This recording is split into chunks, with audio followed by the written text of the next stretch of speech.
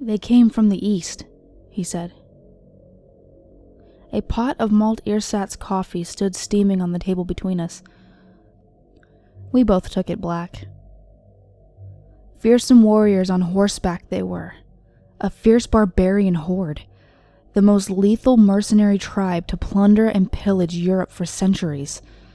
They fought for the Russian Tsars against the Poles, you know, and then for the King of Sweden against the Russians. They fought the Turks and the Persians in turn. They fought Napoleon. They fought for anyone who promised them a country of their own. They were the Cossacks, and they were feared by all. I was 23 when they came to our valley, he said. Of course, everything was different then.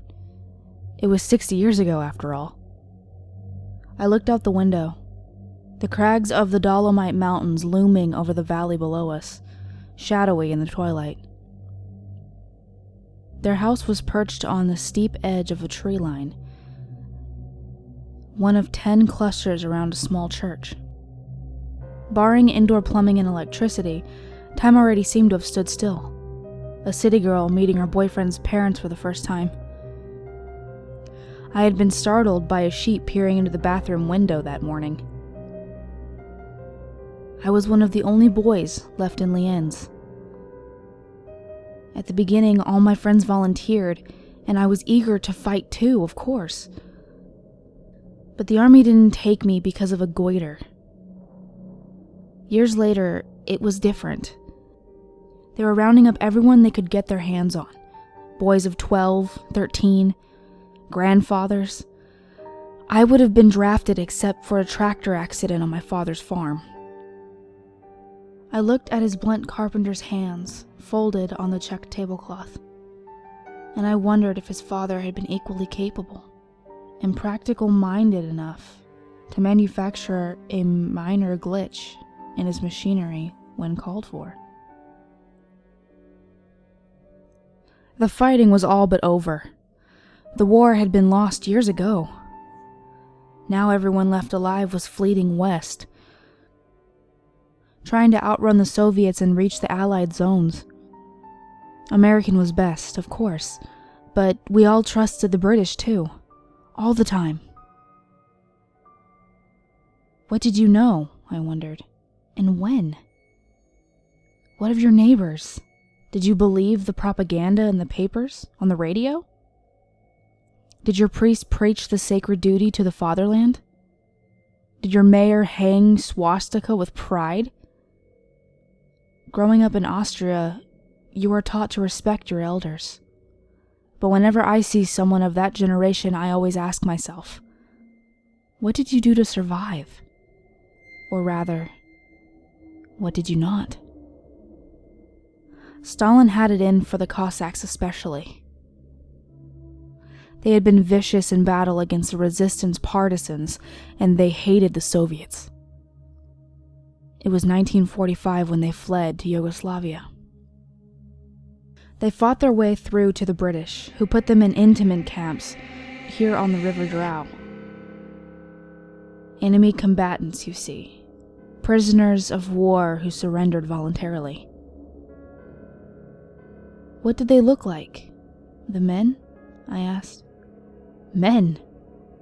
There were entire families. Husbands and fathers on horseback and their women and children trundling behind them in carts. Old and young alike. Defeated they were, but proud too. They had been beaten before, and regrouped. And they were safe now, under Churchill. Or so they thought. Yalta, I remembered. The treaty. A betrayal to some and salvation of Europe to others. Churchill, Stalin, and Roosevelt. Men with mustaches, waistcoats, and cigars, divvying up the continent with rulers. Most refugees who fled the east were granted safe haven. The Cossacks, with their dramatically elected leaders and their nomadic freedom, were not. They settled in happily enough here for the most part. Made friends with the villagers, helped with the harvest.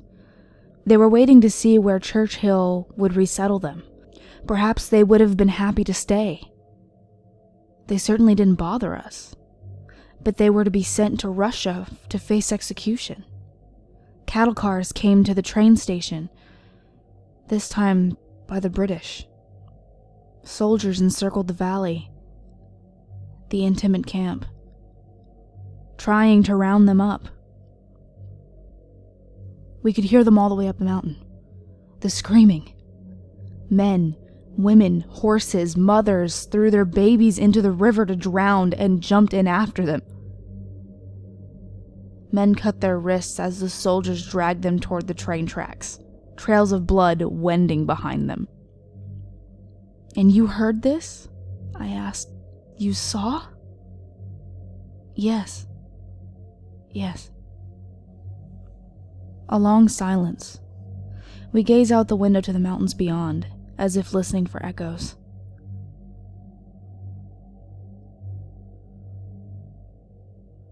Those they caught were sent to the Soviet Union, where they were shot.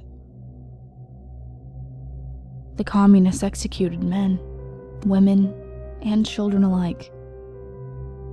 But some managed to escape deportation. They hid in haylofts, scrambled up cliff faces, and abandoned sheep sheds. The mountain farmers helped to shelter them if they could. Did any of you shelter anyone in the years before? I wondered.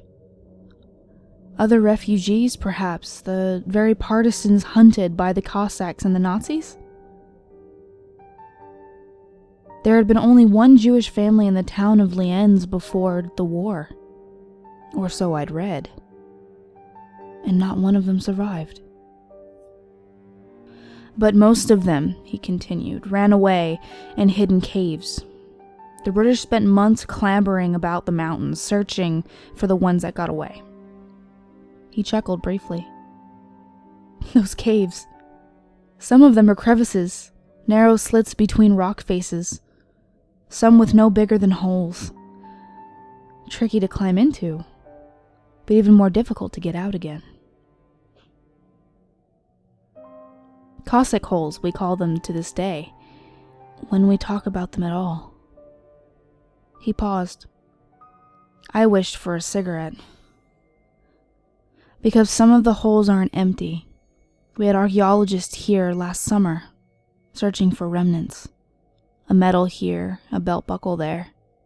But they didn't get very far. Didn't climb high enough. Or stay the night. Another silence. More tense this time. Do you mean to say that there are still bones? I asked. Bones? It's not their bones I worry about, he replied, and crossed himself reflexively. Some nights, when the stars are out and the moon is low, you hear the river screaming. And some nights even closer, you hear the rocks scream back. He makes eye contact for the first time in what feels like forever. We put you in the guest room, he says. It has a balcony. It's looking to be a lovely clear night.